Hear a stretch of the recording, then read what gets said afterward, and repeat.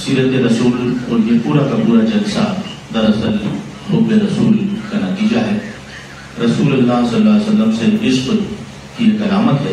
عشق کے لیے کہا گیا کہ اب لفظ و بیاں سب ختم ہوئے، اب لفظ و بیاں کا کام نہیں، اب عشق ہے بس پیغام اپنا، اور عشق کا کچھ پیغام نہیں سوا اس کے کہ ہم اللہ کے رسول کی باتیں سنیں۔ تو میں درخواست کر رہا ہوں محترم مفتی عبدالرحیم صاحب سے۔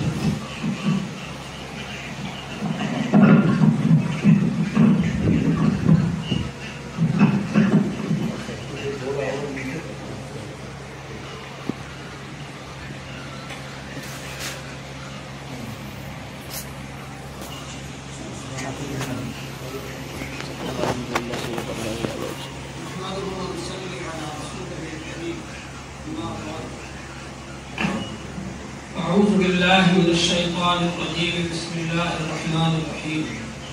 قال اللہ تبارک و تعالی فی القرآن المجید والفرقان الحمید، وما ارسلناک الا رحمۃ للعالمین۔ محترم حضرات، اللہ جل شانہ کا بہت بڑا احسان ہے، اس کا کرم ہے کہ اس نے ہم لوگوں کو حضور پاک صلی اللہ علیہ وآلہ وسلم کی امت میں پیدا فرمایا۔ حضور پاک صلی اللہ علیہ وآلہ وسلم کو ہمارے لیے نبی اور رسول بنا کر کے بھیجا۔ آپ سے پہلے جو انبیاء علیہ السلام تشریف لائے وہ خاص علاقوں کے لیے، خاص جگہوں کے لیے، خاص قوموں کے لیے ہوتے تھے، لیکن حضور پاک صلی اللہ علیہ وآلہ وسلم تمام انسانوں کے لیے نبی بن کر تشریف لائے۔ اللہ تعالی نے فرمایا قُلْ يَا أَيُّهَا النَّاسُ إِنِّي رَسُولُ اللَّهِ إِلَيْكُمْ جَمِيعًا، آپ کہہ دیجئے کہ انسانوں میں تم سب کے لیے رسول بن کر کے آیا۔ تو حضور پاک صلی اللہ علیہ وآلہ وسلم کی رسالت بھی سب کے لیے عام، اور حضور پاک صلی اللہ علیہ وآلہ وسلم کے ذریعے اللہ نے جو رحمت بھیجی، جو ہدایت بھیجی، وہ وہی سب کے لیے عام ہے۔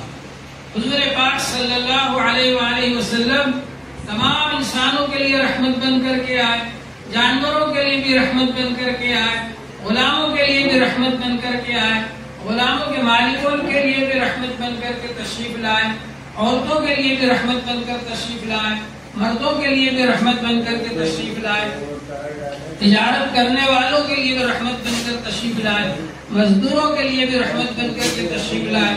حضور پاک صلی اللہ علیہ وآلہ وسلم نے تمام قسم کے لوگوں کو فائدہ پہنچایا، اس لیے ہر قسم کے لوگ جب حضور صلی اللہ علیہ وسلم کا ذکر خیر ہوتا ہے تو سب کو خوشی ہوتی ہے، اس لیے کہ حضور پاک صلی اللہ علیہ وآلہ وسلم کے آنے سے پہلے دنیا کے اندر بہت زیادہ ظلم و زیادتی ہو رہی تھی، طاقتور کمزوروں پر ظلم کرتے تھے، اور جو بڑے لوگ تھے وہ غلاموں کے ساتھ جانوروں سے بھی زیادہ برا سلوک کرتے تھے، عورتوں کے ساتھ بہت برا سلوک کیا جاتا تھا، حتیٰ کہ عرب کے لوگ تو پیدا ہوتے سے ہی لڑکیوں کو زندہ دفن کر دیا کرتے تھے۔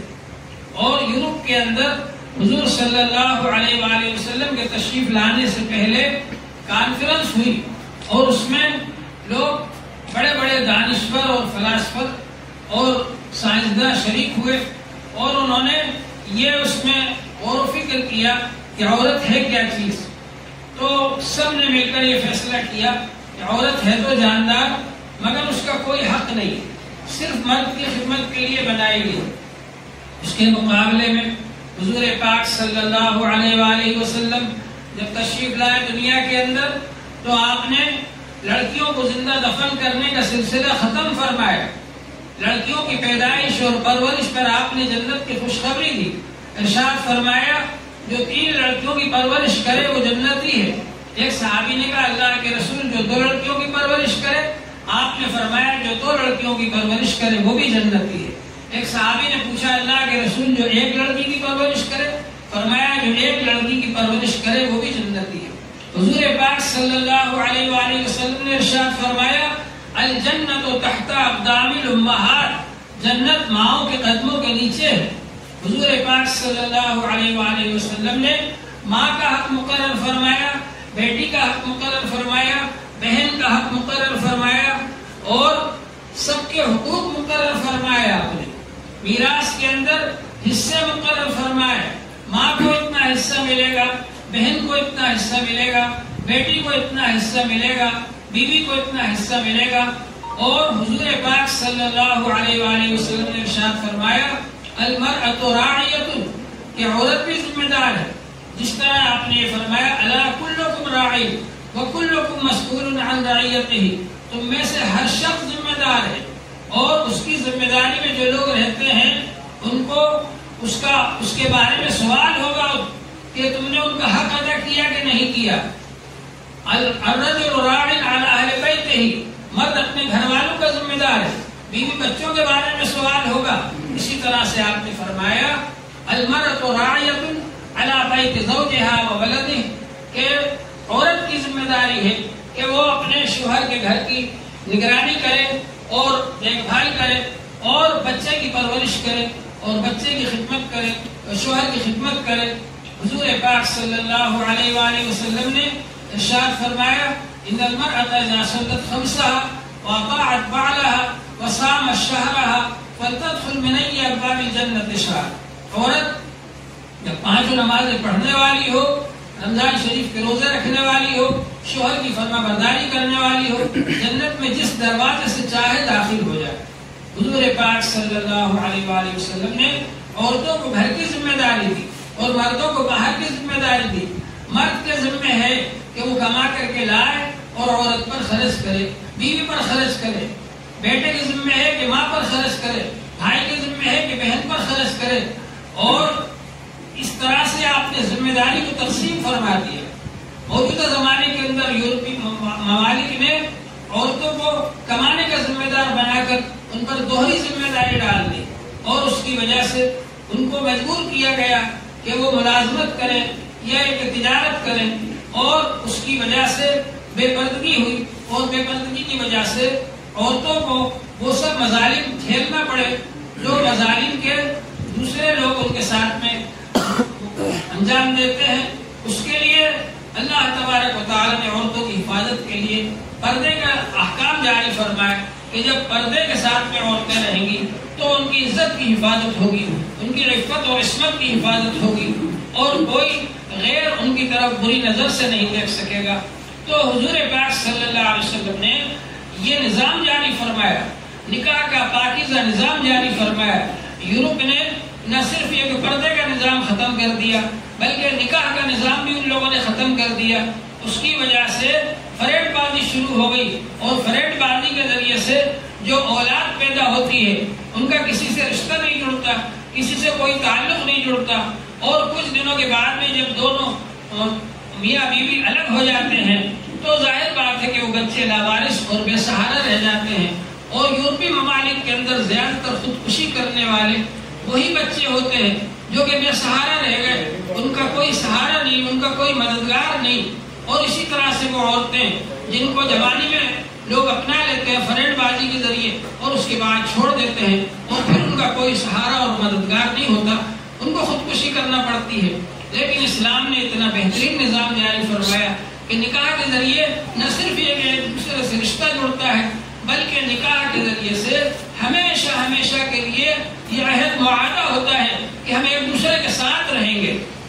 اور نہ صرف جوانی میں بلکہ بڑھاپے میں بھی ایک دوسرے کی خدمت کرنے والے ہوتے ہیں، دکھ سکھ میں شریک ہوتے ہیں، ایک دوسرے کے ہمدرد ہوتے ہیں. ومن آیاتہ ان خلق لکم من انفسکم ازواجا لتسکنوا الیہا وجعل بینکم مودۃ ورحمہ. اللہ تبارک و تعالی نے یہ نظام جاری فرمایا کہ انسانوں کے آپس میں جوڑے بنائے اور وہ جوڑے ایسے بنائے کہ ان کے دلوں میں محبت پیدا فرما دی اور ایک دوسرے کی ہمدردی بھی پیدا فرما دی. تو وہ نہ صرف یہ کہ جوانی میں ان کے درمیان محبت رہتی ہے بلکہ بڑھاپے میں بھی ایک دوسرے کی ہمدردی رہتی ہے اور یہ رشتہ ہمیشہ کے لیے قائم ہوتا ہے. اور اللہ تبارک و تعالی نے ارشاد فرمایا هو الذی خلق لکم، کہ وہی انسان وہی اللہ تعالی ہے، خلقکم من الماء بشرا، هو الذی خلق من الماء بشرا فجعله نسبا وصہرا. اللہ وہ ہے جس نے کہ نطفے سے انسان کو بنایا اور اس کو نسب والا اور سسرال والا بنا دیا. تو نکاح کے ذریعے سے جو رشتہ قائم ہوتا ہے تو جب بچہ پیدا ہوتا ہے اس کو ایک طرف ددیالی خاندان سے طاقت ملتی ہے، ایک طرف ننیالی خاندان سے طاقت ملتی ہے، ایک طرف جب شادی کرتا ہے سسرالی خاندان سے طاقت ملتی ہے، 3 خاندانوں سے اس کو معاشرے کے اندر اور سماج کے اندر طاقت ملتی ہے۔ تو اللہ جل شانہ نے یہ نظام رحمت بنا کر کے ہمارے لیے بھیجا، اور حضور پاک صلی اللہ علیہ وآلہ وسلم نے دنیا میں آ کر سب سے پہلے مساوات کا اعلان کیا۔ سارے انسان ایک ماں باپ کی اولاد ہیں اور سب آپس میں برابر ہیں، کسی کو حقیر سمجھنے کا حق حاصل نہیں ہے، کسی کی توہین کرنے کا حق حاصل نہیں ہے، کسی کو ذلیل سمجھنے کا حق حاصل نہیں ہے۔ ہمارے ہندوستان کے اندر ابھی تک کچھ لوگوں کو یہ سمجھا جاتا ہے کہ وہ نیچے خاندان کے ہیں اور ذلیل رہیں گے، ہمیشہ حقیر رہیں گے، ان کو پاس بٹھانے کے لیے لوگ تیار نہیں ہوتے، ان کے ساتھ کھانا کھانے کے لیے تیار نہیں ہوتے، ان کے عبادت خانے الگ ہیں، ان کے رہنے سہنے کا طور طریقہ الگ ہے۔ اسلام نے آ کر کے بتایا کہ ہم سب برابر کے درجے کے ہیں اور اللہ تبارک و تعالی کے بندے ہیں، صرف اللہ کی بندگی کرنا چاہیے۔ کسی انسان کو یہ حاصل نہیں ہے کہ وہ دوسروں کو غلام بنائے یا ان سے اپنی عبادت کروائے یا اپنی پرستش کروائے۔ اللہ جل شانہ اس کا حقدار ہے کہ اسی کی عبادت کی جائے، کیونکہ وہ ہمارا خالق اور مالک۔ توحید کا پیغام دیا حضور پاک صلی اللہ علیہ وآلہ وسلم نے، ایمانداری کا پیغام دیا، مساوات کا پیغام دیا۔ حضور پاک صلی اللہ علیہ وآلہ وسلم نے جب یہ مساوات کا پیغام دیا، جن کو لوگ غلام سمجھتے تھے، جن کو حقیر سمجھتے تھے، جب وہ لوگ حضور پاک صلی اللہ علیہ وسلم کے پاس حاضر ہوئے، اسلام قبول کیا، آپ نے ان کو بڑے بڑے درجات دیے، بلند درجات عطا فرمائے۔ اس کی وجہ سے عرب کے لوگ سارے کے سارے آپ کے مخالف ہو گئے اور آپ کو مکہ مکرمہ سے نکالنے کے لیے تیار ہو گئے۔ مکے میں رہتے ہوئے بھی 13 سال تک آپ کو ستایا اور پریشان کیا، اور اس کے بعد مکے سے نکال دیا۔ حضور پاک صلی اللہ علیہ وسلم کے آنے سے پہلے دنیا کے اندر کوئی جمہوری حکومت نہیں تھی۔ عرب کے اندر تو قبائلی نظام تھا، قبیلے حکومت کرتے تھے، جو قبیلے کا خاندان کا چودھری ہوتا تھا اس کی حکومت چلتی تھی۔ ہر قبیلے کے اندر الگ الگ خاندان میں الگ الگ قبیلوں میں ہوتے تھے، اور ایران اور روم کے اندر شاہی حکومت تھی، ڈکٹیٹرشپ تھی۔ اسلام نے آ کر کے سب سے پہلے جمہوری نظام بتایا، اور حضور پاک صلی اللہ علیہ وآلہ وسلم نے مدینہ منورہ پہنچ کر کے جمہوری حکومت قائم فرمائی، اور یہ بتلایا کہ عدل و انصاف کیسے قائم ہوتا ہے۔ یہ تو سبھی کہتے ہیں کہ امن قائم ہونا چاہیے، لیکن امن اس وقت قائم ہوتا ہے جب عدل و انصاف قائم ہو، اور عدل و انصاف اس وقت قائم ہوتا ہے جبکہ تعصب کو ختم کیا جائے۔ حضور پاک صلی اللہ علیہ وسلم نے نسلی تعصب کو ختم کیا، حضور پاک صلی اللہ علیہ وسلم نے رنگ کے تعصب کو ختم کیا۔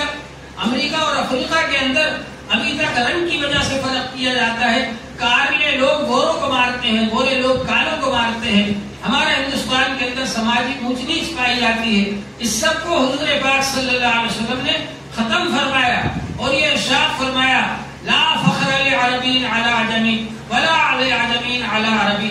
عرب کے رہنے والے کو عجم کے رہنے والے پر کوئی بڑائی حاصل نہیں، عجم کے رہنے والے کو عرب کے رہنے والے پر کوئی بڑائی حاصل نہیں۔ ولا لاحمر علی اسود ولا لاسود علی احمر، اور کالے کو گورے پر، گورے کو کالے پر کوئی بڑائی حاصل نہیں۔ کلکم بنو آدم وآدم من تراب، تم سب آدم علیہ السلام کی اولاد ہو، اور آدم علیہ السلام مٹی سے بنے تھے۔ الا بالتقوی، اگر بڑائی حاصل ہے، عزت حاصل ہے تو تقوی کی وجہ سے ہے۔ جس کے اندر جتنا زیادہ اللہ کا خوف ہوگا، جو جتنا زیادہ اللہ سے ڈرتا ہوگا، جو جتنا زیادہ اللہ سے تعلق رکھتا ہوگا، اللہ کی نظر میں وہ اتنا ہی زیادہ عزت والا ہے۔ اللہ جل شانہ نے ارشاد فرمایا یا ایھا الناس انا خلقناکم من ذکر و انثی وجعلناکم شعوبا وقبائل لتعارفوا ان اکرمکم عند اللہ اتقاکم۔ اے انسانوں، ہم نے تم سب کو ایک ماں باپ سے بنایا اور تمہارے خاندانوں اور برادریاں بنا دی پہچان کے لیے، تاکہ تم پہچان حاصل کرو۔ اس بات کو یاد رکھو کہ تم میں سب سے زیادہ عزت والا اللہ کی نظر میں وہ ہے جو سب سے زیادہ اللہ سے ڈرنے والا ہے۔ اس کے دل میں جتنا زیادہ اللہ سے تعلق ہوگا، اللہ کا خوف ہوگا، جو اللہ کے احکام کو زیادہ پورا کرنے والا ہوگا، وہی اللہ تعالی کی نظر میں سب سے زیادہ عزت والا ہے۔ تو حضور پاک صلی اللہ علیہ وآلہ وسلم نے مساوات کا اعلان فرمایا، انصاف فرمایا آپ نے۔ حضور پاک صلی اللہ علیہ وسلم کے زمانے میں ایک فاطمہ نامی عورت نے چوری کر لی، تو اس کی وجہ سے لوگوں نے سفارش کی کہ آپ ان کو چھوڑ دیجیے، اونچے خاندان کی ہے، ان کے ہاتھ نہ کاٹیے۔ حضور پاک صلی اللہ علیہ وآلہ وسلم نے خطبہ دیا اور یہ فرمایا والذی نفس محمد بیدہ، قسم ہے اس ذات کی جس کے قبضے میں میری جان ہے، اگر میری بیٹی فاطمہ بھی چوری کر لیتی میں اس کے بھی ہاتھ کاٹ دیتی۔ یہ اسلام کا نظام ہے۔ سخت سزا اس لیے رکھی گئی تاکہ جرائم کو جڑ سے ختم کر دیا جائے۔ جب سخت سزائیں ہوتی ہے جرائم نہیں ہوتے۔ شاہ فیصل صاحب رحمۃ اللہ علیہ جب امریکہ گئے تو وہاں پر ان سے پوچھا لوگوں نے کہ آپ کے یہاں چوری کرنے پر ہاتھ کیوں کاٹے جاتے؟ انہوں نے پوچھا تمہارے یہاں کتنی چوریاں ہوتی؟ تو ان لوگوں نے بتایا کہ ہمارے یہاں اتنی روزانہ اتنے ہزار چوریاں ہوتی ہیں۔ تو شاہ فیصل صاحب رحمۃ اللہ علیہ نے فرمایا ہمارے یہاں 10 سال میں ایک چوری ہوئی تھی، ہم نے ہاتھ کاٹ دیے، اس کے بعد سے کوئی چوری نہیں ہوئی۔ تو اسلام نے یہ سخت سزاؤں کا نظام اس لیے رکھا ہے تاکہ اس کے ذریعے جرائم کو بالکل ختم کر دیا جائے۔ تو جب تعصب ختم کیا جائے گا، مساوات اور برابری ہوگی، عدل و انصاف قائم ہوگا تو امن و امان قائم ہوگا۔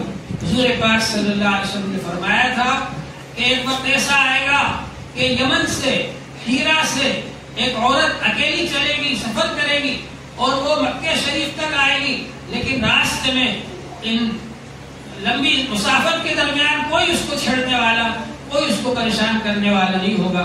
اور ایسا موقع بھی آیا، اللہ تعالیٰ نے ایسا امن قائم فرما دیا پورے جزیرے عرب کے اندر، اور جہاں جہاں صحابہ کرام گئے، جہاں جہاں انہوں نے حکومتیں قائم کی، جہاں جہاں انہوں نے دینی نظام کو بنایا، تو وہاں پر یہ سب ہوا۔ تو حضور پاک صلی اللہ علیہ وآلہ وسلم یہ دین رحمت لے کر کے آئے، آپ انسان، تمام انسانوں کے لیے آپ رحمت لے کر کے آئے۔ غلاموں کو آزاد کرانے کا آپ نے حکم دیا، غلاموں کے بارے میں فرمایا جو تم کھاؤ ان کو کھلاؤ، جو تم پیو وہ ان کو پلاؤ، جو کپڑے تم پہنو وہ ان کو پہناؤ، ان کی طاقت سے زیادہ ان سے کام نہ لو، اور بہت سے مسائل میں آپ نے غلاموں کو آزاد کرنے کا حکم فرمایا۔ اس کا نتیجہ ہوا کچھ ہی دنوں کے اندر غلامی ختم ہو گئی۔ تو حضور صلی اللہ علیہ وسلم نے غلاموں کے ساتھ یہ حسن سلوک فرمایا، حتیٰ کہ وفات کے وقت بھی جو آپ نے وصیت فرمائی اس کے اندر یہ ارشاد فرمایا کہ الصلاۃ والصلاۃ وما ملکت ایمانکم، نماز کا اہتمام کرنا، نماز کا اہتمام کرنا اور غلاموں کے ساتھ اچھا برتاؤ کرنا، اور ارشاد فرمایا استوصوا بالنساء خیرا، عورتوں کے ساتھ اچھا برتاؤ کرنے کی وصیت حاصل کر لو۔ حضور پاک صلی اللہ علیہ وآلہ وسلم نے سب سے پہلے انسانی حقوق بیان فرمائے۔ حجۃ الوداع کے موقع پر صحابہ کرام سے پوچھا ایو یوم ھذا، آج کون سا دن ہے؟ صحابہ کرام نے دیکھا کہ آج تو مشہور دن ہے، ہو سکتا ہے حضور صلی اللہ علیہ وسلم اس دن کا نام بدلنا چاہ رہے ہو، اس لیے کہا اللہ ورسولہ اعلم، اللہ اور رسول ہی جانتے ہیں۔ آپ نے پوچھا ایو شہر ھذا، کون سا مہینہ ہے؟ صحابہ کرام نے کہا اللہ ورسولہ اعلم، اللہ اور رسول ہی جانتے ہیں۔ آپ نے ارشاد فرمایا ایو بلد ھذا، یہ کون سا شہر ہے؟ صحابہ کرام نے سوچا ہو سکتا ہے آپ اس شہر کا نام بدلنا چاہ رہے ہو، اس لیے سب نے کہا اللہ ورسولہ اعلم، اللہ رسول ہی زیادہ جانتے ہیں۔ لیکن حضور صلی اللہ علیہ وسلم لوگوں کو اپنی طرف متوجہ کرنے کے لیے اور توجہ اپنی طرف کرنے کے لیے سوالات کر رہے تھے تاکہ لوگوں کے ذہن میں یہ بات حاضر ہو جائے کہ کون سا مہینہ ہے، کون سا دن ہے، کون سا شہر ہے۔ اس کے بعد حضور پاک صلی اللہ علیہ وآلہ وسلم نے ارشاد فرمایا کہ یاد رکھو، خبردار رکھو، الا ان دماءکم واموالکم واعراضکم حرام علیکم کحرمت یومکم ھذا فی شہر ھذا فی یوم ھذا من مقام ھذا الی یوم القیامہ۔ یہ بات یاد رکھو، جس طرح سے یہ مہینہ واجب الاحترام ہے، یہ مہینہ حرام ہے، اسی طرح سے یہ دن حرام ہے اور واجب الاحترام ہے، جس طرح سے یہ شہر واجب الاحترام ہے، اسی طرح سے تمہارے خون تمہارے لیے ایک دوسرے پر حرام ہے، اسی طرح سے تمہارے مال ایک دوسرے پر حرام ہے، اسی طرح تمہاری عزتیں ایک دوسرے پر حرام ہیں۔ کہیں ایسا نہ ہو کہ میرے بعد لا ترجعوا بعدی کفارا، اور ایک روایت میں ذلال یضرب بعضکم رقاب بعض، میرے بعد تم ایک دوسرے کی گردنیں مارتے نہ پھرنا، میرے بعد تم ایک دوسرے کے مال لوٹتے نہ پھرنا، میرے بعد تم ایک دوسرے کی بے عزتی کرتے نہ پھرنا۔ تو آپ نے انسانی حقوق بیان فرمائے کہ انسان کا یہ حق ہے کہ اس کے جان اور مال کی حفاظت کی جائے، انسان کا یہ حق ہے کہ اس کی عزت آبرو کی حفاظت کی جائے۔ یہ جو آپ نے انسانی حقوق بیان فرمائے آپ سے پہلے کسی نے بیان نہیں فرمائے۔ تو ہمارا دین یہ حضور صلی اللہ علیہ وسلم دین رحمت لے کر کے آئے۔ ضرورت اس بات کی ہے کہ ہم حضور صلی اللہ علیہ وسلم کا تعارف کرائیں، ہم حضور صلی اللہ علیہ وسلم کے بارے میں بتلائیں کہ آپ کیسا دین رحمت لے کر کے آئے اور اس سے کس طرح سے لوگوں کو فائدہ ہوا، اور آج بھی فائدہ ہو سکتا ہے۔ آج بھی اگر لوگ اس پر عمل کریں تو فائدہ ہو سکتا ہے۔ اس لیے ضرورت ہے اس بات کی کہ لوگ حضور پاک صلی اللہ علیہ وسلم کے دین رحمت کو اختیار کریں اور آپ کی ایک ایک سنت کے مطابق عمل کریں۔ حضور پاک صلی اللہ علیہ وآلہ وسلم نے ارشاد فرمایا لا یؤمن احدکم حتی اکون احب الیہ من والدہ وولدہ والناس اجمعین۔ تم میں سے کوئی شخص اس وقت تک کامل ایمان والا نہیں ہو سکتا یہاں تک کہ اس کے دل میں میری محبت یعنی حضور پاک صلی اللہ علیہ وآلہ وسلم کی محبت اس کے ماں باپ سے بھی زیادہ ہو اور اس کی اولاد سے بھی زیادہ ہو۔ جب اس کے دل میں سب سے زیادہ محبت رسول پاک صلی اللہ علیہ وآلہ وسلم کی ہوگی تب اس کا ایمان کامل اور مکمل ہوگا۔ ایک حدیث میں حضور صلی اللہ علیہ وسلم نے حضرت انس رضی اللہ عنہ سے فرمایا، حضرت انس رضی اللہ عنہ وہ صحابی ہیں کہ ان کی والدہ محترمہ 10 سال کی عمر میں لا کر ان کو چھوڑ گئی تھی حضور صلی اللہ علیہ وسلم کی خدمت میں، اور انہوں نے 10 سال تک حضور صلی اللہ علیہ وسلم کی خدمت کی۔ اگر کوئی ہماری خدمت کرے تو ہم 10 منٹ میں اس کو 10 بار ڈانٹ دیتے۔ حضرت انس رضی اللہ عنہ کہتے ہیں کہ میں نے حضور صلی اللہ علیہ وسلم کی 10 سال تک خدمت کی، لیکن 10 سال میں رسول پاک صلی اللہ علیہ وسلم نے کبھی مجھے نہیں ڈانٹا، کبھی یہ نہیں فرمایا کہ یہ کام کیوں کر لیا، یہ کام کیوں نہیں کیا، کبھی نہیں فرمایا۔ حالانکہ بہت کم عمر صحابی تھے اور ان سے کبھی غلطی بھی ہو جاتی تھی، لیکن رسول پاک صلی اللہ علیہ وسلم نے ان کو کبھی نہیں ڈانٹا۔ حضور پاک صلی اللہ علیہ وسلم نے حضرت انس کو ایک بڑی اچھی نصیحت فرمائی، فرمایا یا بنیا لو قدرت ان تصبح وتمسی فليس في قلبك غش لاحد فافعل۔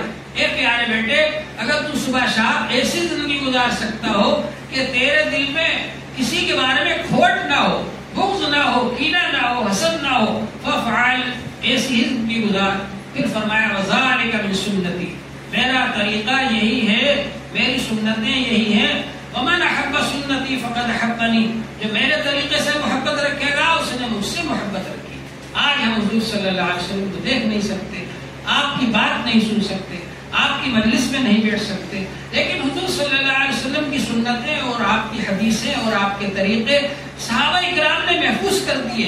ایک ایک بات، کیسے بیٹھتے تھے، کیسے لیٹتے تھے، کیسے کھاتے تھے، کیسے پیتے تھے، کیسے بات کرتے تھے، کیسے چلتے تھے، کیا کیا باتیں آپ نے فرمائی، کیا کیا ہدایتیں فرمائی، کن کن باتوں سے منع کیا، پورا دین ماشاءاللہ محفوظ ہے صحیح سندوں کے ساتھ میں۔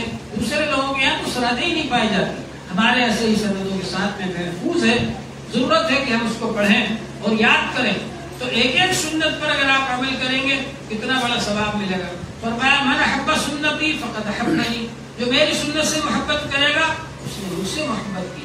ومن احبنی کان معی فی الجنہ، جس نے مجھ سے محبت کی وہ میرے ساتھ جنت میں ہوگا۔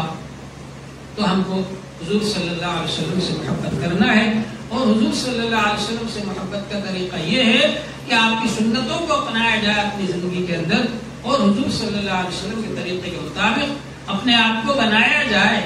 صحابہ کرام ہر صحابی حضور صلی اللہ علیہ وسلم کی یادگار تھے، جیسے حضور صلی اللہ علیہ وسلم کام کرتے تھے، جو طریقہ آپ کا تھا اس طریقے پر صحابہ کرام کام کرتے تھے۔ صحابہ کرام کو دیکھ کر لوگ کہا کرتے تھے کہ یہ حضور صلی اللہ علیہ وسلم میں زیادہ مشابہ ہیں۔ عبداللہ بن مسعود رضی اللہ عنہ کے بارے میں کہتے تھے وہ بہت زیادہ مشابہ ہے حضور پاک صلی اللہ علیہ وسلم کے۔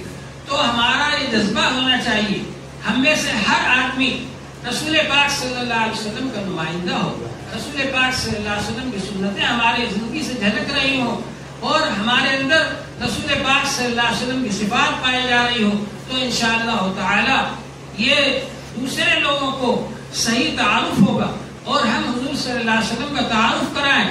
موجودہ زمانے میں بڑے افسوس کی بات ہے کہ دوسرے لوگ غلط طریقے سے پروپیگنڈا کرتے ہیں حضور پاک صلی اللہ علیہ وسلم کے خلاف، اور ہم لوگ اس کا کوئی جواب نہیں دے پاتے، اور ہم تعارف نہیں کرا پاتے رسول پاک صلی اللہ علیہ وسلم کا۔ اور یہ کوئی نئی بات نہیں ہے، حضور صلی اللہ علیہ وسلم کے زمانے میں بھی حضور صلی اللہ علیہ وسلم کی شان میں گستاخی کی جاتی تھی، اور آپ کے زمانے میں بھی آپ کے خلاف پروپیگنڈا کیا جاتا تھا، لیکن صحابہ اکرام اس کا جواب دیتے تھے۔ صحابہ اکرام نعت پڑھتے تھے، اشعار پڑھتے تھے، حضور کی شان بیان کرتے تھے، اور حضور پاک صلی اللہ علیہ وسلم کی صفات کو بیان کرتے تھے۔ ہم لوگوں کو چاہیے کہ ہم حضور صلی اللہ علیہ وسلم کا تعارف کرائیں، حضور صلی اللہ علیہ وسلم کی صفات بیان کریں۔ آج کوئی ہمارے پڑوس میں غیر مسلم رہتا ہے، اس کو بھی ہم نہیں بتاتے کہ ہمارے حضور صلی اللہ علیہ وسلم کیسی صفات والے تھے، کیسی شان والے تھے، تو ظاہر بات ہے کہ دوسرے لوگ جو ان کو بتاتے ہیں وہ انہی باتوں کو پھیلاتے ہیں، اور پھر جب وہ ہم تک پہنچتی ہے تو ہم لوگوں کو تکلیف ہوتی ہے۔ تو کوشش یہ کرنا چاہیے کہ ہم حضور پاک صلی اللہ علیہ وسلم کی سیرت کو پڑھیں اور سمجھیں اور اس کے مطابق عمل کریں۔ میں یہ سمجھتا ہوں کہ ہمارے جناب بدر بھائی نے اور آپ سب حضرات نے یہ پروگرام رکھا، یہ بہت اچھا پروگرام ہے، اور ایسے پروگرام ہوتے رہنا چاہیے۔ اور یہ زمانہ تو میڈیا کا زمانہ ہے، میڈیا کے ذریعے آپ اپنی بات پہنچائیں، حضور صلی اللہ علیہ وسلم کی صفات کو دوسروں تک پہنچائیں، اپنے بھائیوں تک پہنچائیں، ہمارے ہندوستان کے جو بھائی ہیں، وطنی بھائی، ان تک بھی پہنچائیں۔ ہمارے بہت سارے مسلمان بھائیوں کو بھی حضور صلی اللہ علیہ وسلم کی سیرت کے بارے میں تفصیلی باتیں معلوم نہیں ہیں، ان کو پہنچائیں تاکہ ان کو معلومات ہو اور وہ حضور پاک صلی اللہ علیہ وسلم کے سچے عاشق بنے اور حضور صلی اللہ علیہ وسلم کے طریقے کے مطابق عمل کرنے والے بنے۔ میرے خیال سے میں نے آپ حضرات کا بہت وقت لے لیا، اللہ جل شانہ آپ حضرات کو جزائے خیر عطا فرمائے۔ وآخر دعوانا الحمدللہ۔